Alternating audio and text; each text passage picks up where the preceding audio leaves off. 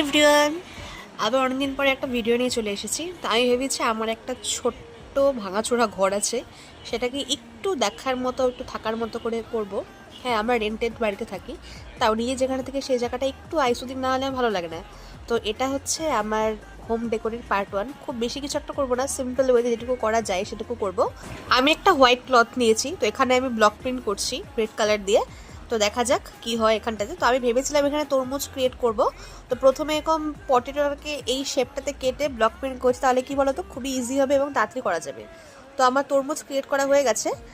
তারপর এখানটাতে ছোটো ছোটো চেরি ড্র করেছিলাম, সেটা অফ ক্যামেরা করছিলাম, সেটা আর ভিডিও করা হয়নি। তারপর উল সুতো দিয়ে এরকম লটকান বানিয়ে আটকে দিয়েছি। তো দেখতে ভালো লাগছিল, খুব একটা খারাপ লাগছিল না দেখতে। তো কাপড়টা একটু মোটা হলে আই গেস বেশি ভালো লাগতো। যাই হোক, সস্তায় পুষ্টিকর একটা টেবিল ক্লথ হয়ে গেছে আমার।